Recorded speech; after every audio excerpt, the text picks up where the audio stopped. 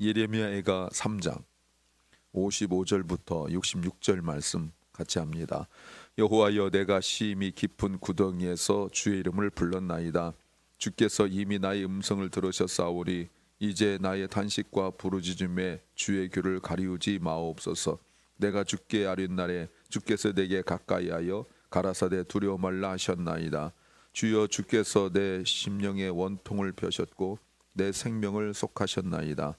여호와여, 나의 억울을 감찰하셨사오니 나를 위하여 신원하옵소서. 저희가 내게 보수하며 나를 모해함을 주께서 다 감찰하셨나이다.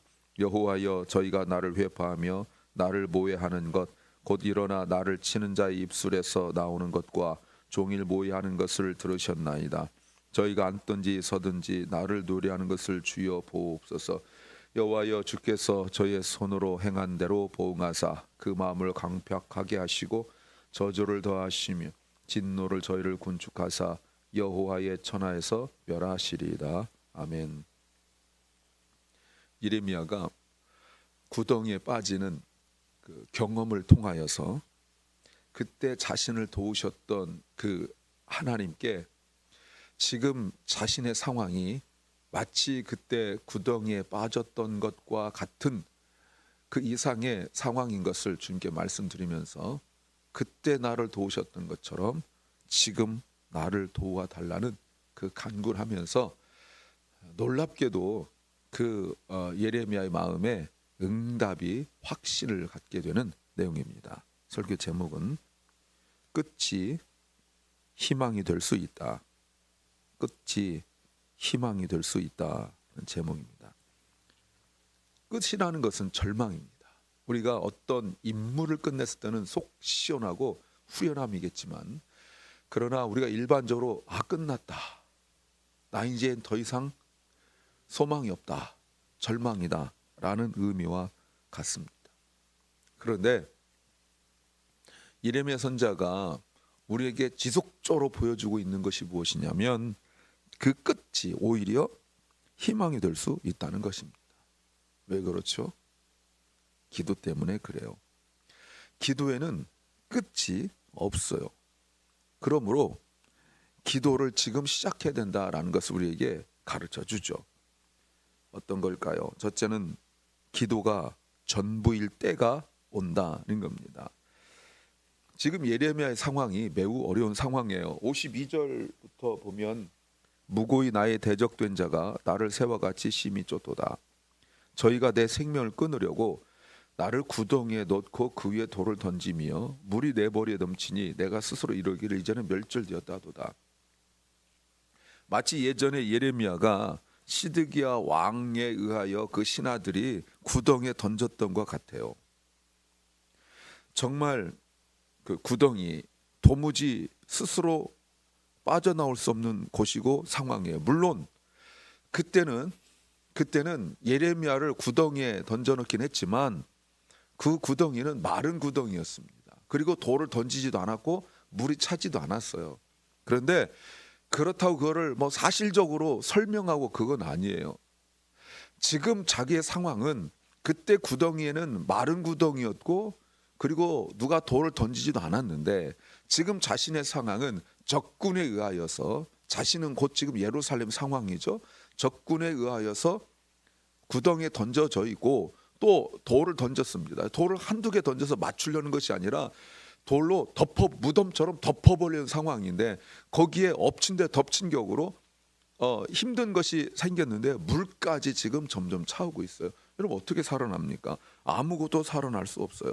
내 힘으로 빠져나올 수 없는 상황이에요. 여러분 지금 그럼 무엇을 해야 되죠? 누군가의 도움을 받을 수밖에 없어요. 그때 예레미야가 구덩이에 빠졌을 때 그때 스스로 못 빠져나오고 누군가의 도움을 받게 되어졌고 그리고 빠져나왔어요. 자, 지금 구덩이에 던져진 것과 같은 그 예루살렘의 상황을 지금 보고 있는 거죠. 예루살렘은 계속 이런 상황 속에서 누군가의 도움을 계속 기다렸어요. 그 누군가가 누굽니까? 그 애굽이죠. 자신들을 도와줄 어떤 사람들이 나타나기를 계속 기다렸어요. 그러나 놀랍게도 누구도 도울 수 없는 상황이에요. 아무리 도와달라고 아무리 외쳐도 누구도 돕지 못해요. 근데 예레미야가 보여준 모습 보십시오.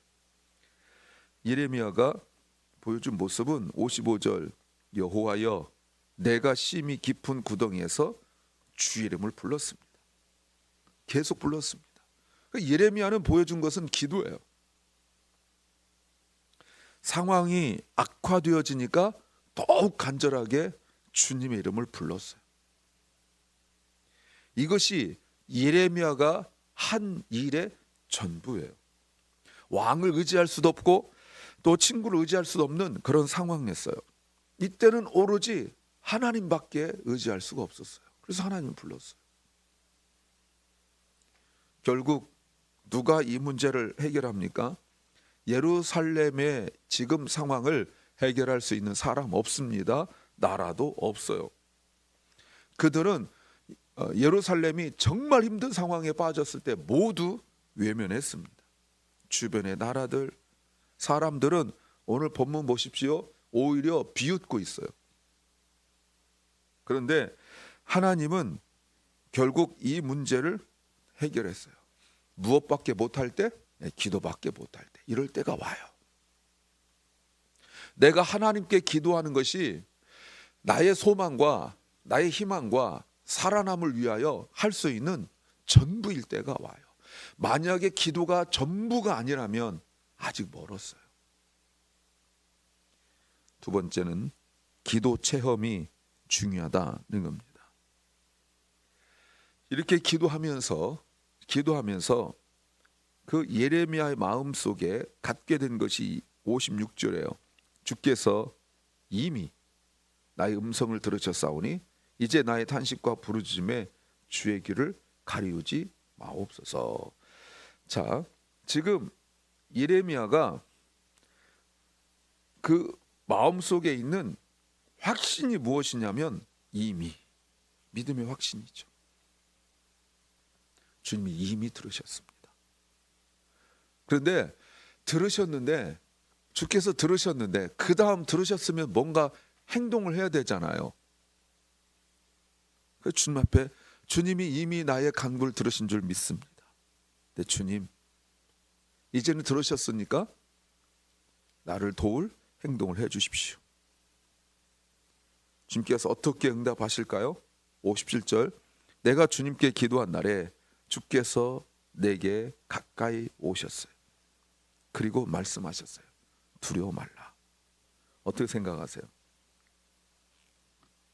지금 구덩이에 빠져서 돌 던지고 그리고 물은 점점 차오는데 하나님께서 건져 주셔야 되잖아요. 구덩이에서 그 전능하신 팔로 건져 주셔야 되잖아요. 그런데 건져 주시지 않고 가까이 오셔서 하신 말씀이 뭐냐면 두려워 말래요. 여러분 이게 위로가 됩니까?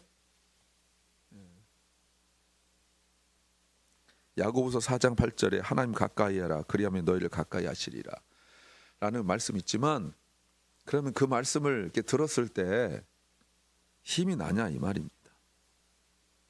근데 의도적으로 가까이 오셨다는 걸 의도적으로 표현하고 있는 거예요. 왜 그렇습니까?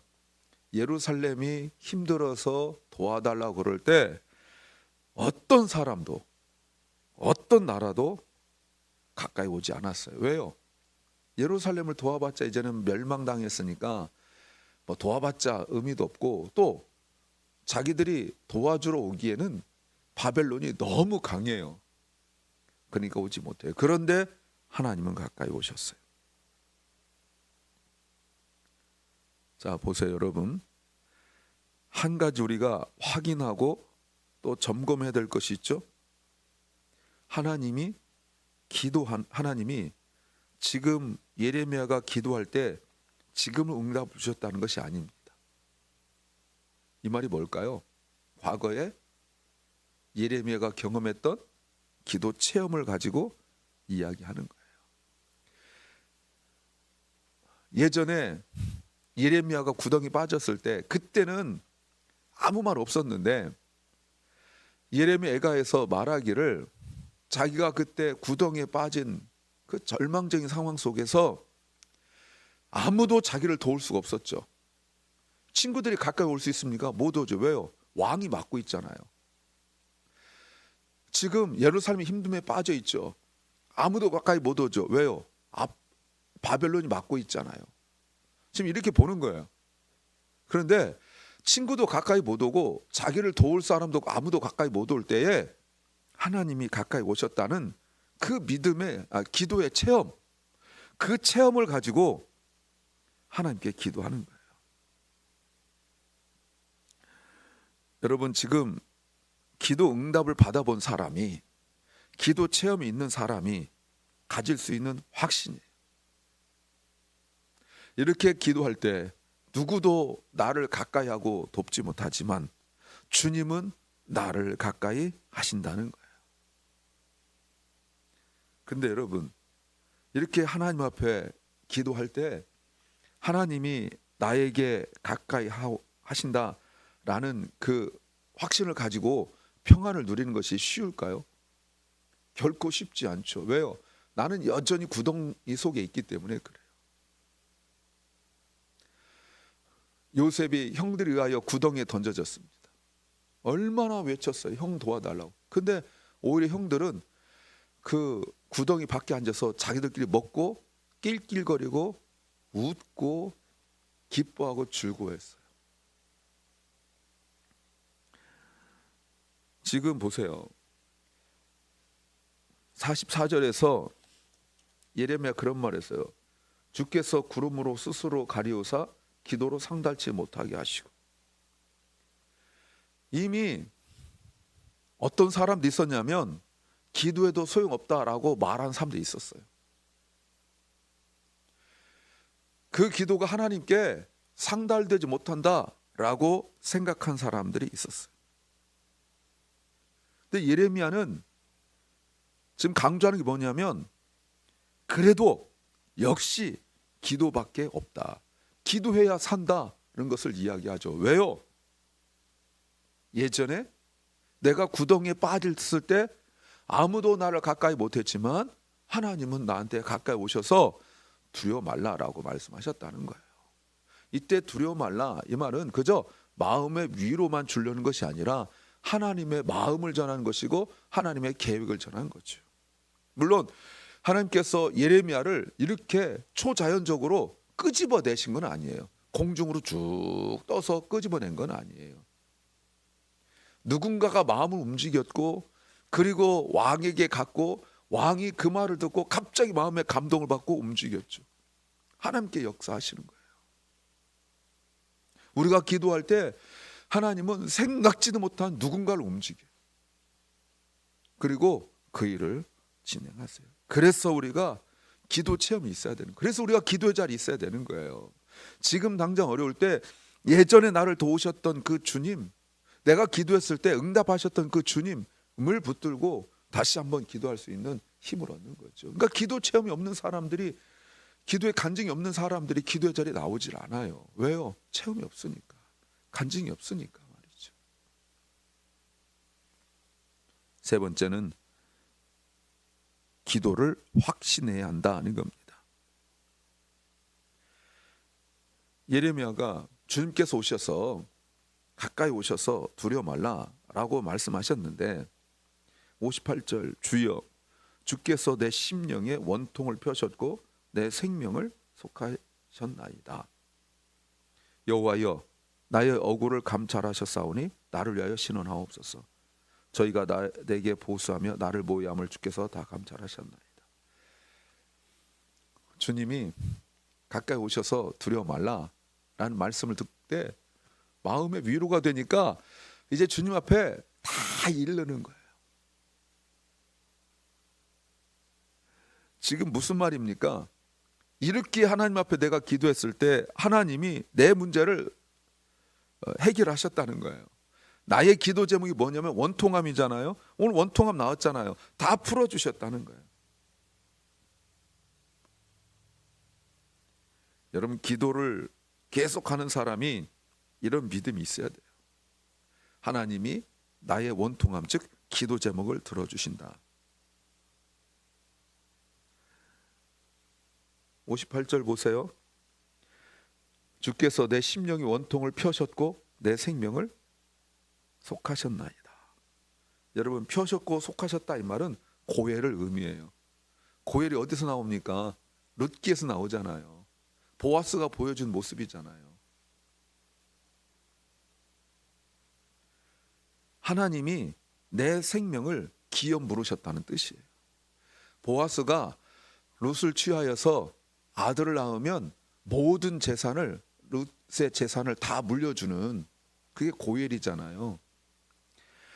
하나님께서 이 말이 펴셨고, 이 말은 마치 큰 형이 자기 동생을 괴롭히는 아이들 가서 쥐어 패고 다음부터 건들지 마, 이것이 아니라 하나님께서 우리를 구덩이에서 건지실 때 자신의 생명을 주셨다는 뜻이에요. 하나님은 자신의 우리를 구원하시기 위하여 이 구덩이 건져서, 나는 기도 응답받아 좋은데 나를 건져내시기 위하여 주님은 자신의 생명을 포기하셨어요. 십자가죠. 그래서 이렇게 말할 수 있어요. 우리가 구덩이에 빠졌을 때 하나님께서 강한 손을 펴시고 초자연적 능력으로 우리를 이렇게 쓱 포크레인으로 끄집어낸 것이 아니라 주님이 스스로 그 구덩이 오셔가지고 우리를 주님의 어깨 위에 디디고 올라가라 해서 우리가 올라서고 난 뒤에 주님은 거기서 못 빠져나오셨다는 뜻이에요.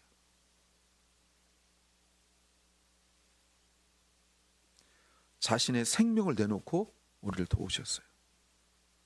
59절에서 감찰하셨사오니 60절에서 감찰하셨나이다. 미시파트죠. 바로 이 부분 아니겠어요? 하나님만 정확하게 판단할 수 있는 거죠. 여러분, 지금 우리가 이 상황 속에서 기도 확신이 일어나지 않으면 우리는 계속 할 수가 없어요. 61절 여호와여 저희가 나를 회파하며 나를 모의하는 것 곧 일어나 나를 치는 자 입술에서 나오시는 모든 것들을 주께서 들으셨나이다. 저희가 앉든지 서든지 나를 노래하는 걸 주여 보옵소서. 여호와여 주께서 저의 손으로 행한 대로 보응하사 그 마음을 강팍하게 하시고 저주를 가하시며 진노를 저희를 군축하사 여호와의 천하에서 멸하시리이다. 여러분, 지금 저 사람들이 계속 나를 조롱하고 모욕하고 그리고 막 비웃고 노래로, 나 지금 고통스러운데 노래 부르고 있는 거예요. 근데 이렇게 기도할 때 이제 더 이상 저 사람들한테 의지할 게 없으니까 하나님께 기도하죠. 하나님, 저들을 멸망시켜 주세요. 이 말이 뭘까요? 저들은 회개할 기회조차 갖지 못하게 될 거예요. 하나님의 나라에서 있지 못해요. 회개하면 하나님 나라에 있어야 되잖아요. 근데 회개할 기회조차 갖지 못해요. 지금 우리가 해야 될 일이 기도예요. 이 어렵고 힘들다고 생각되어지면 기도해야 돼요. 그러면 이런 어마어마한 구덩이에 빠진 것 같은, 정말 어떻게 아무것도 할 수 없는 이런 상황들 속에서 하늘 문이 열리고 주님이 우리를 건져 주실 줄로 믿습니다. 기도합니다. 주님, 기도 때문에 끝이 절망이 아니고 새로운 희망이 되기를 소망합니다. 사랑 결란과 우리 자녀들이 힘들고 어려울 때 주의 이름을 부르고 기도하게 하옵소서. 오늘 병중에 있는 연약한 성도들, 육신의 질병뿐만 아니라 마음의 질병, 삶의 질고, 그리고 마치 지금의 상황과 형편이 구덩이에 빠진 것처럼 그런 힘들고 어려울 때 그곳이 끝이 아니라 오히려 다른 사람 의지하지 않고 오직 위로 열린 하늘을 향하여 부르짖는 시간 되게 하옵소서. 오늘 하루 말씀을 진실하게 정직하게 읽고 묵상하게 하여 주시옵소서. 오늘 하루 간절히 하나님을 향하여 부르짖고 기도하는 하루 그래서 기도의 체험이 있는 하루 되게 하옵소서. 예수님 이름으로 기도하옵나이다. 아멘. 하늘에 계신 우리 아버지여, 이름이 거룩히 여김을 받으시오며 나라의 마옵시며 뜻이 하늘에서 이룬 것 같이 땅에서도 이루어지이다. 오늘날 우리에게 일용할 양식을 주옵시고 우리가 우리에게 죄 지은 자를 사하여 준 것 같이 우리 죄를 사하여 주옵시고 우리를 시험에 들게 하지 마옵시고 다만 악에서 구하옵소서. 대개 나라와 권세와 영광이 아버지께 영원히 싸움나이다. 아멘.